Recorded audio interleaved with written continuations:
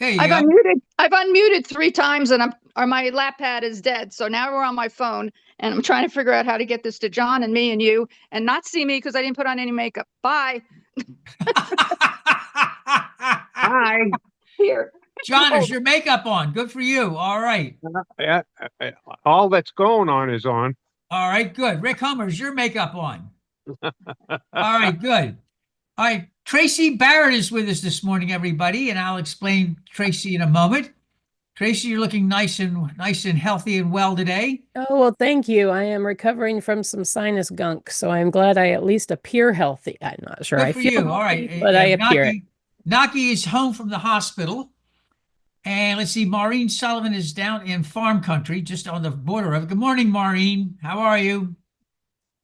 Good morning. All right. Danny Sorkin is from New York. From New York up there and excuse me, Forest Hills. Forest Hills. And I don't have my makeup on either, and it wouldn't help. What is the temperature in tropical Forest Hills? Oh, today it's going to get kind of balmy. Might get up to about 41, 42. Right now it's 39. Oh, that's just lovely. All right. Now, Callie, help me out. What I think I'm supposed to know you. Help me out who you are. I hang around. Wait, we just unmuted. Callie, you just wait, sorry. I hang around with Andrea and Michelle and Tracy. You and I spoke in September. Ah, you're up in New Hampshire. I am. Aha. Well, welcome. I have a rare Sunday off today, so I thought I'd pop in and annoy all of you. Oh, that's fabulous. If you've got the word annoy, you're good to go. Pam, how are you this morning? Still have a cold, but doing better, thanks. Is it a little better? Okay, Yeah. Good. Okay, Naki's here, Maureen's here, Danny Sorkin is here, Alan and Eddie are here. Barbara Young, good morning to Barbara Young down in South Miami. Nikki Lindquist is over in Cutler Bay. Pat Sullivan is also in Forest Hills. Now let's see, Tracy is outside of Orlando, right? I am in Orlando. Oh, in Orlando. Yep. Callie is up in Manchester, New Hampshire, if I remember correctly. I work in Manchester. I live in Concord, but they're about 20 minutes apart, so same difference. Okay, all right. Felix Young has just made it in from North Miami. And good morning, Felix. Okay, so I've got some announcements for us as we begin. We'll wait a couple more minutes. Digit, your parents had an anniversary. They've been married 140 years. Yep. They're both vampires, but yes. All right, lovely. Barbara Young not getting audio. Okay, Barbara, you're not hearing us? Barbara Young, you're not being able to hear us? Is everybody able to hear us all right, everybody? I can. Everybody can hear. All right. Cecilia Lissandro just came in. You'll notice that picture of her makes her look like she's 19. What is going on here with everybody today? You know, I look like Pharaoh Khufu, and the rest of you are looking great. Barbara, maybe you should go out and then come back again. That often helps. Try sleeping longer. Oh, thank you, Reverend. Thank you. Lovely. Bobby Vance just made it in. Now, hold on. Bobby, are you there? Yes, sir. Good morning. All right. Now, look, are you going to be sharing with us in February? Yes. All right. Excellent. All right, then. Okay, here we go, everybody. One more time. We got Digit out in the mighty metropolis of Oldsmar. In case you know where Oldsmar is, it is 2 square miles on the tip of on the northern part of Tampa Bay. Andrea Hawkins is up in Elgin, Illinois. Rick and Judy are here in the hammocks. Tracy is in Orlando. Callie is in Concord, Mass. Pam is in Forest Hills. Felix is in North Miami. Christine and John are in Park Forest. And Naki is, I don't know where he is. I don't think Naki even knows where Naki is when he knows where he is. He's, I think, somewhere in Georgia. Jefferson, Georgia. Jefferson, Georgia. All right. Maureen is down your farm country. Not quite. Danny is up in Forest Hills. Alan and Eddie are in Miami. Pat Sullivan is up in Forest Hills. Nikki Lindquist is over in Cutler Bay. Cecilia is here in Miami in the hammocks. Bobby Vance is in Kissimmee, and Barbara Young is in South Florida. Mary Grimmy just made it in. Haystack Grimmy with her bib overalls was married yesterday. Was it 40 or 80 years? I lost track. It's a 40-year anniversary, but we figure it's a halfway point in our marriage. A halfway point in your marriage. And Digit is your great-grandchild. Did you know that, Digit? It's your great-grandmother. All right. Moving right along then. Okay, I've got some announcements for everybody. You're going to be getting a letter from Felix, and I just sent out to everybody a copy of the proposed budget, and I need to explain something very quickly, and Felix will explain it in better detail, but I hope you're going to like what the board unanimously did. Here is an unfortunate reality, but it is. Larry and I are not young. In fact, we're not even old. As my students call me, I am post-antique. How do you like that for a phrase? Post-antique. My cardiologist, I'll be very, very honest with you, my cardiologist worries and says the problem, Kenneth, is nobody realizes that you're in your 80th year and you have a heart transplant. People just don't get that. And he says that is absolutely essential for people who know you to remember that you are old. You're not older, you're old, and you have a heart transplant. 37 years with a heart transplant. And people tend to forget that makes you vulnerable. Even though you don't act like it, it does. We need to remember that, that Larry is an unbelievable survivor of GBS, and rheumatoid arthritis. And the bottom line is we are both very vulnerable. We have two people on the staff beside us. They're both much younger. We've got Andrea and we've got Michelle. The reality is if we lost both Larry and me in 6 months or 8 months, who's going to take over? And Michelle and Andrea said they really need somebody else. They need somebody to come on board who is an organizer. Neither of them are terribly organized. We have somebody who is interested in us, who will be sharing with us in the second week of March, an organizer, and is well respected by her colleagues. Unfortunately for us, she knows Andrea and Michelle very, very, very well. And she is up there in the corner, the Reverend Dr. Tracy Barrett. And hopefully you'll be seeing her more often as we come along. So we can plan for reality. And that's what it's all about. And we have the money to do it. So that you're going to see that with the budget, proposed budget. And you're going to be hearing more about this as we go on in the next couple of weeks.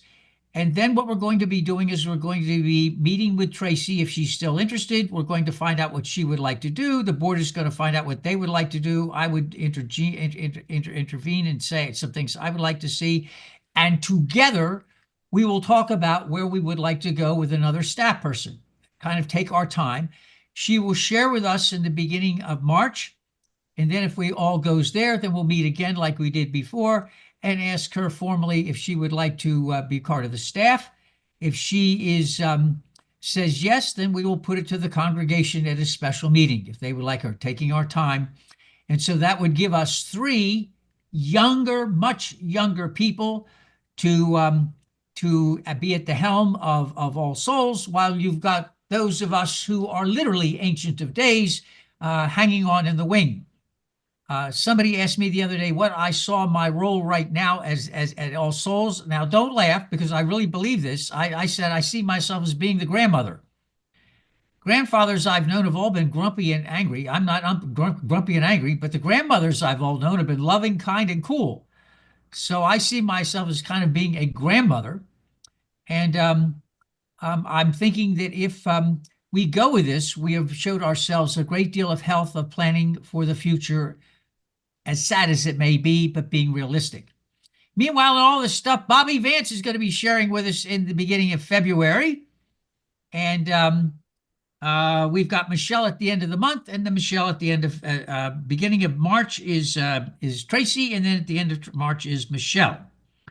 Okay. Mary and Don had a 40th anniversary. Melissa Merwin, you all remember Melissa. Her grandson turned 24 yesterday, Austin. Inaki is home from the hospital, and is glad to be here just as he can. Connections is meeting all January. For those of you who forget what Connections is, that's when we meet 6:30 to 7:30, and people just let loose. Let loose things that are on their mind. It is a moment of sharing and appropriate distance hugging and listening and just plain empathy. It's a very healthy group. Anybody can come. Another thing for the annual meeting, I put this out there for all of you. We're going to ask you to vote on a major goal for 2025 for All Souls is to expand pastoral care. The reality is today, most people are neglected, and the only time people tend to call is when they want something. Wouldn't it be nice if you got a call because people are generally interested? How are you doing? What's going on? How do we keep in touch? So we'd like to, expand pastoral care, and we need to have your vote on it to make this a major, major deal now for All Souls. Does that make sense so far to everybody? Everybody hang in with all of this? Okay. And finally, if you find it sometimes hard to get hold of me in the mornings, I've been asked to teach 2 classes again. They filled up very quickly. These are electives on world religion. I was asked to teach a 3rd class, but they wanted me to teach it at a different schedule. And I, for the first time, said no. 2 classes at Monday, Wednesday, and Friday, and Tuesday and Thursday with full classes is enough. So that's where we'd like to go. As you know, everybody has a voice. That's why stuff is being sent out. I recommend things to the board. The board discusses where they think we ought to go, and then the board recommends it to the congregation, and then the congregation has a say. As you see, everything is transparent and open, and I think that's the way it should be. Okay, so one more time, we got 2 guests with us. Tracy Barrett is up there in the corner, and Dad, she was over here, and Callie Fry is from Concord, Mass. She has a congregation in Manchester, New Hampshire, and best wishes to all of you as we begin 2025. Any other comments? Anything I miss? Anything I miss in this long? Okay, the memorial candle. Now, Tracy and Collie are probably used to having a candle and a chalice, but since we use a chalice later in the service, the candle and a chalice doesn't work. So we have a candle and we call it a memorial candle. Then we light it for the same reasons as you would if you had a chalice. Right now, there is, as you well know, a disaster in California, a series of them. A couple of things that have nothing to do with politics. Number 1, the idea of living in a canyon, when you think about it, sounds cool and attractive, and you get to face the Pacific. Isn't that nice, seeing the sun come up? Have you ever thought of what happens if there's a disaster in a canyon? How do you get out? And that's one of the things that has been a problem now for decades in California. You live in a canyon. The roads are purposely narrow. A lot of communities make narrow roads. So if there's only one way in and only one way out, what happens when there's a disaster? Number 2, there's a lot of vegetation in the canyons, and the canyon people have been told for decades not to have vegetation. If it doesn't catches fire, you're not going to get out. Number 3, I love it when people say to boards, you're going to love this, cut the budget, cut the budget. Then you cut the budget, $17 million worth, and you don't get firefighters because who needs them? And you don't put more money into reservoirs because who needs it? Hello, we haven't had a problem. And then what happens? As soon as you do that, you need more firefighters. It's not in the budget. You needed more water. It's not in the budget, which you just did. And then somebody squawks. So let's be honest. There have been things that happened. This is not from some of the trash you've heard. It's just human beings being human beings and getting in a mess. And in this mess, we've lost a lot of innocent people and a lot of innocent homes, a lot of everything. So we don't know the people out there, but that doesn't mean anything. We hold them close. We hold them close. I want you now to jump to Syria. In the last 4 or 5 decades, a lot of people have disappeared. You know what that means. The families are now just putting the pieces together. It is tragic. Hold them close. There are problems in the Congo, yet again, in Eastern Congo. This goes all the way back to the Rwanda massacre with the Hutus and the Tutsis, still being played out. Keep the innocence of which almost 11 million people have died since that in the Eastern Congo, Rwanda, and Burundi. A lot of innocent people. Hold them in your hearts. So as we begin 225, we do not escape and run from problems. We hold them close, and we light a candle to remind ourselves and others. We hold them close. We keep them close in prayers, thoughts, and whatever way you can to offer help. On that note, we have from Andrea, some of you may remember this, Jeremiah Clark, trumpet voluntary. Do you remember going to classic weddings? Trumpet voluntary, if you would, Donald.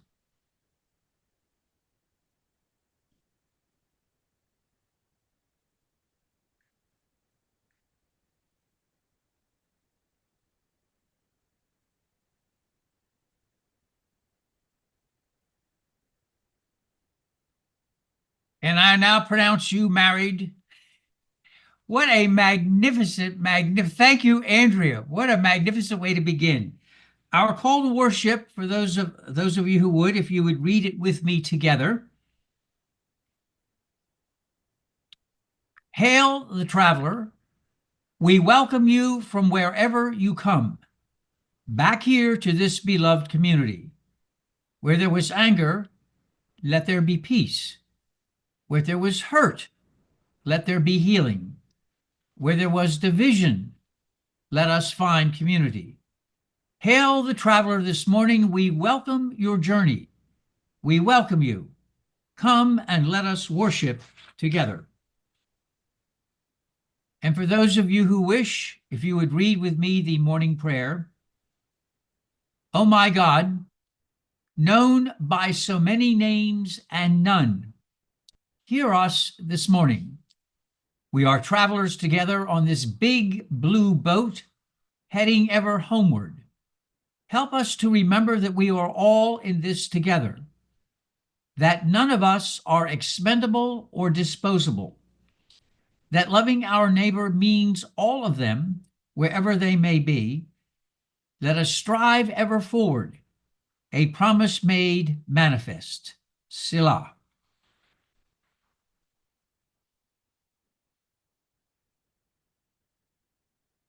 I almost was going to ask Tracy to read the following, and I thought that is a good way to get a pie in my face, not giving her any warning whatsoever. Callie, how are you good for reading? Sure. All right, if you would read the both of these, please. Okay, this is the Pale Blue Dot, Carl Sagan adapted. That pale blue dot, that's here, that's home, that's us. Everyone you love, everyone you know, everyone you ever heard of, every human being who ever was, lived out their lives here. All of our joy and suffering, every hunter and forager, every hero and coward, every creator and destroyer of civilization, every king and peasant, every young couple in love, every mother and father, hopeful child, inventor and explorer, every teacher of morals, every corrupt politician, every superstar, every supreme leader, every saint and sinner in the history of our species lived here on a mote of dust suspended in a sunbeam. And the next reading is Mysterious Stranger, an excerpt from Mark Twain. You can find in a text whatever you bring if you will stand between it and the mirror of your imagination. You may not see your ears, but they will be there, hunting. Thank you. Thank you.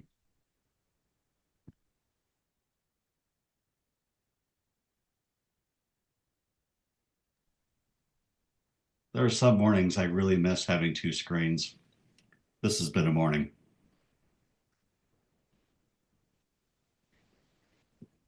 I went home for Christmas this year. I flew down from Chicago to Tennessee and back. I spent almost a week at my parents' house, and it's a blessing I cherish. Returning to Chicago, however, was a difficult flight. Not the boarding, that was fine. Even the security checks were fine with their constant every time I fly being randomly selected for extra screening. The flight only became difficult when it was time to depart, when neither engine would start. As it turns out, you need engines for things like lights, power, and air conditioning. We had lights, we had power. We did not have air conditioning. Now, if this were anywhere else, you just open a window and stick a fan in it, but on a plane, windows don't open.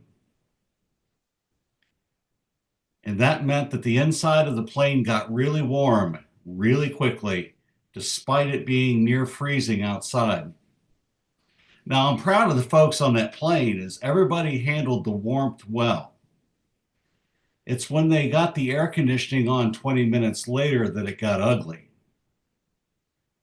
People were understandably anxious about making connecting flights, meeting the promises they had made to coworkers and family members, worried about potentially being stranded in Nashville, Tennessee for another day.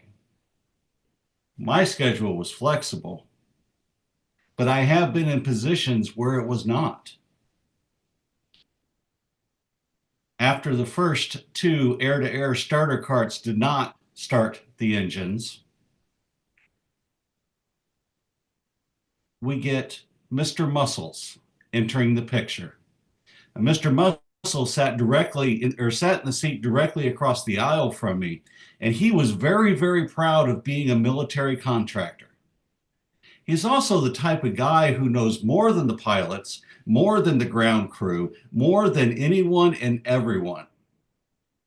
And watching him interact with the crew and the passengers around him was quite similar to watching all of our collective narcissistic tendencies battle it out with our better angels. But the story is not about him. It's about the ripple effect. The Reverend Dr. Rebecca Savage, in a piece that was posted to Worship Web, wrote, "Sometimes we awake in the morning with a heaviness in our chest. Sometimes we awake in the morning with the endless to-do list rattling through our thoughts, the nagging reminders of what was left undone yesterday. And then the pangs of I have to do it all again today, pinching at our insides. Sometimes we awake in the morning and we'd rather go back to sleep. We would rather escape under the covers, under a rock, under the bottom of our closet. And then that first sliver of sunshine crosses our face. It's beautiful. And then we get the wafting scent of a new day that glides over us. Beautiful. And then signs of life blossom around us, including inside us. This is beautiful. Beauty is our birthright. And just as we are born in love through love to become love, we nurture beauty, returning to our essence time and time again,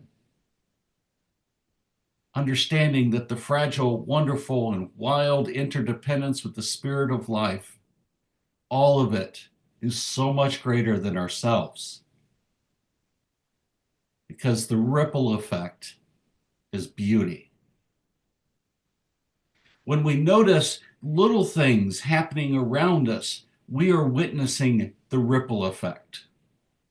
Like the waitress at the airport restaurant who reflexively says honey to folks who sound like her. Now, after a week in Tennessee, I sounded like her when I ordered my chicken sandwich, and my neighbor didn't. I was called honey, she was called ma'am. The ripple effect is authentically spreading joy wherever we go. Example, I have a stuffed tiger that I use as a sternal pillow when I'm sleeping. I often travel with him, sticking his head out of my backpack. It brings me endless joy, and it brings joy to many who see it. And are there folks who would be rocks in those ripples of beauty? Of course. Mr. Muscles is one of those rocks. The model railroader at the Lionel train store who shared my mother's interest in trains was not. The kids who ask to see Hobbs when I'm traveling are not. The parents who are scared of a grown adult woman and a stuffed tiger, well, let's just say that their hearts may be more stone than flesh. The important thing here is that you understand that every time I return to Chicago from time in Nashville, I'm hit with the same question. Where are you from? You ain't from around here. Which on one hand is true. I am not a native Chicagoan. And on the other hand, I am. I live in a Chicago exurb about an hour from downtown. I am married to a Chicagoan. Most of my friends and chosen family are here in the greater Chicagoland area, a place I've put down my roots for the last 20 years. I am never not coming to Chicago in a surreptitious manner. I am always returning home. And as much as I love going home to visit, I am always glad to return home. Returning home is a ripple of beauty. It cascades outward to unknown banks and back. And when I came back this time, I had one ask of folks. Don't ask me about the weather or other such nonsense. Ask me instead what I miss most and what I'm looking forward to on my next visit. Because one way or another, there will be a next visit. And in that answer is the beginnings of a ripple of beauty. And it may affect folks gently, and it may not. It may unmoor them from their habits of the old and into a better pattern, and it may not. But this is the way we do the work of the greatest commandment. We welcome, we say hello, we offer that mug of tea. We exercise compassion first, kindness second, and action third. We seek connection, not a transaction. Beauty is our birthright. Let me say that again. Beauty is our birthright because beauty is a covenant the universe made with us before we were even formed. Beauty unites us in harmony and in discord. All of it is beauty. And at the heart of the spirit of life is nothing except beauty. The accents that we love, the accents that we do not. Yes, I'm looking at you, Boston. The stories we tell of ourselves, they are nothing more than a testament, a scripture written by Spirit's hand, writing of us new descriptions and new shapes. And if I paraphrase Octavia Butler, all that you touch, you change. All that you change changes you. The only lasting truth is change. God, whomever else they may be, is change. Again, there is a chant which has forms in everything from Hinduism to Wicca to a great song by Kula Shakur called Infinite Sun, chorus of which says, she touches everything she changes, and everything she touches changes. She touches everything she changes, and everything she touches changes. The inevitability of change when we touch are the ripples of beauty. Our sole purpose is to make those ripples always be beauty. When the needle of humanity is changing, we draw it inexorably towards kindness, compassion, charity, and inclusivity. So let us, with one breath, be in wonder of it all, and with the other half of that same breath, welcome the stewardship of it all. Our better angels see those ripples of beauty. Those angels who sit on our shoulders and point their fingers at us, sometimes laughing, they know the way. They are changing us, and we, the world. Mr. Muscles did not quite understand this. He's the type of guy who pictures himself only as the weaver and never the weft. His story is not yet completed. Maybe he'll surprise me one day. I pray he will. My story is not yet complete. Maybe I'll surprise my better angels. For once. And maybe, just maybe, if we do the work, we will all surprise ourselves. Selah. Well,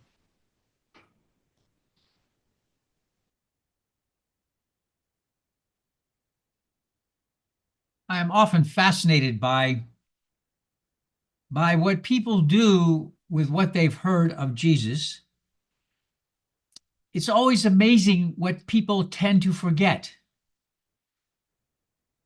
Taking water from a woman, absolutely forbidden. Not only taking water from a woman, but a Samaritan woman at that, at a well, absolutely forbidden. He goes to the second largest city in Judea and sees this tiny man sitting in a sycamore tree and says, let's come down. I want to have lunch with you. This man happened to be the tax collector, the chief tax collector of the city. He was Jewish on top of it, no less. There is a famous addition to the Gospel of John in which the elders, being very puffed up and very, very self-righteous and indignant, bring a woman who's been caught in the act of adultery and with great, great vigor thrust her at Jesus and said, who's sitting on the ground and writing in the sand?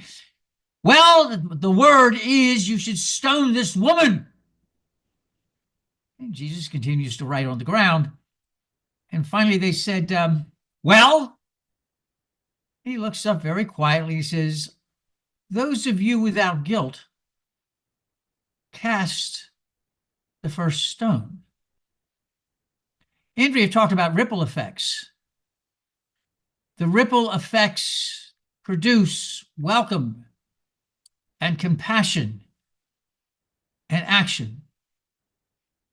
When we first gathered as a congregation, we wanted to have a meal, but we did not want a meal ruined by dogma, doctrine, and all other kinds of stuff. We wanted a meal that had certain ripple effects. Compassion, welcome, and the action of being sure everybody was included. And so we did what they've done for millennia, taken a very simple piece of unleavened bread on a very simple plate and a very simple pottery chalice, and we offered this to whoever was interested as an act of welcome, an act of compassion. And we made sure that if this wasn't exactly helpful, we all gathered and held hands together. Holding hands as an action to making sure all are welcome. And then, as we do that symbolically here, we turn to our resident theologian, Winnie the Pooh, and ask you all to read the following.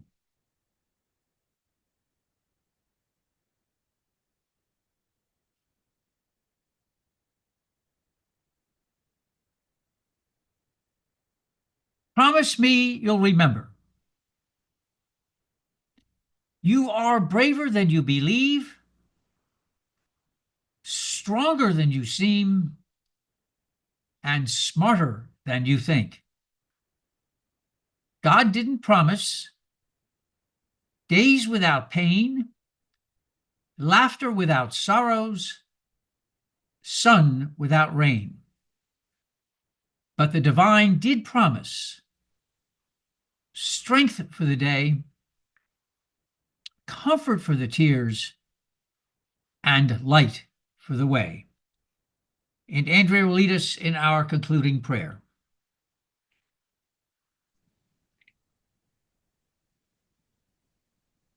Most holy God, known by so many names and none, help us to always remember to love our fellow human, even in the hard times.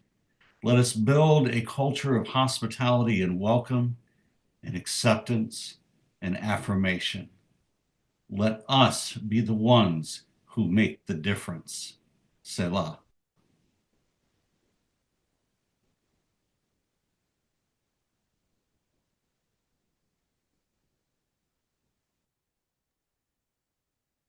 We have a final blessing, and then please stay afterwards so we can say hello before you all depart.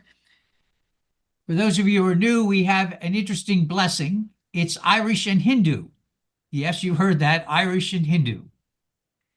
Now may the road rise to meet you, and may the wind be always at your back. May the sun shine warm upon your face, and may the rains fall softly upon your fields. And when we meet again, may the divine in me greet and embrace the divine in you. May we go in peace. Amen. Well, thank you all for being here today. I don't know, this is a great example of why we have Michelle and Andrea, and we don't have Larry and me all the time. Where do you get this music?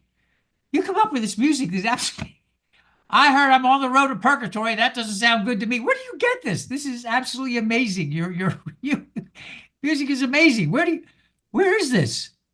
Most of the music that I picked for this week's sermon or this week's service, I picked because I was going through playlists of songs that I kind of know how to play in preparation for a convention next week where I have a gig. What do you play?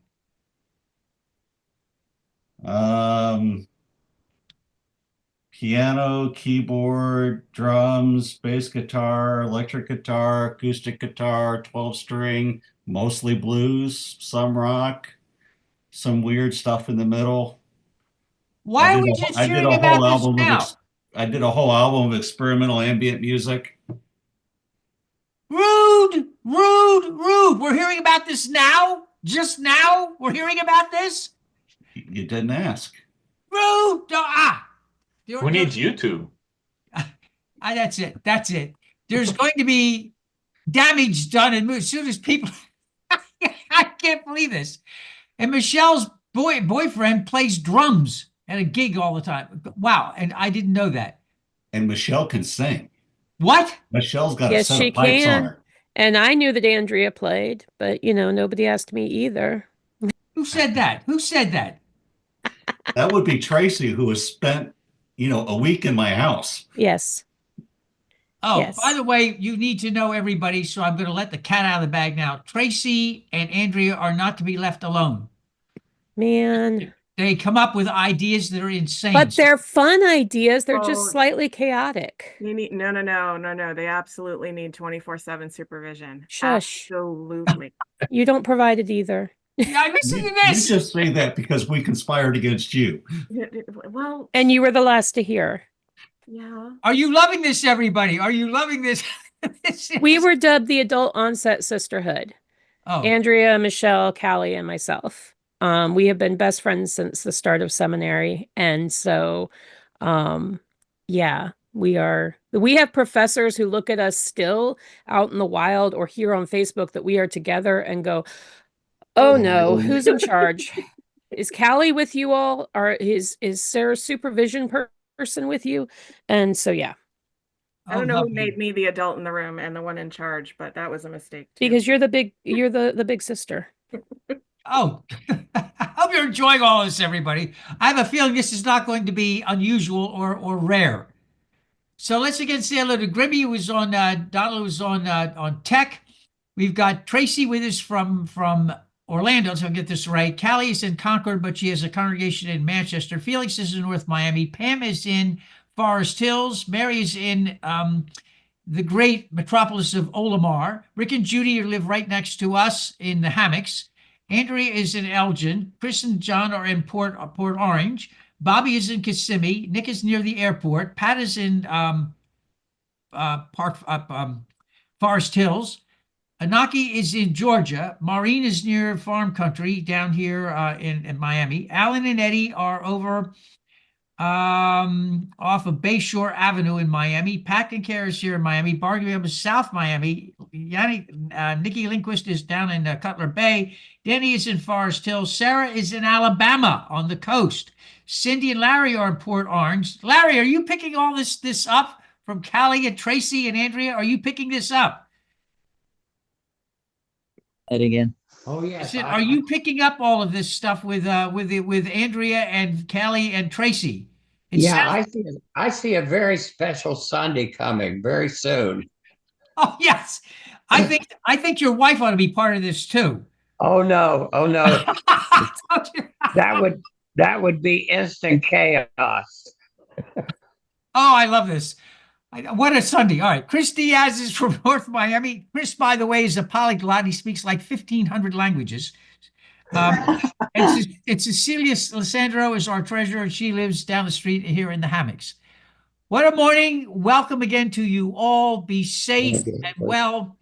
We have lots of things coming up, and what a way to begin the year. Thank you again for being with us, and thank you, Tracy and Callie, for joining with us as well. Thanks, Andrea. Wonderful. Absolutely. And the music. Thank you, Andrea. And starting off with Jeremiah Clark and the famous wedding march. Be safe and be well, everybody. Bye-bye now. You Bye-bye. too. Everybody be well. Good to see Thank you. Have a great week, everyone. Everyone have a great week. Bye. Thank you. It's been a delight to be with you all. Bye, everybody.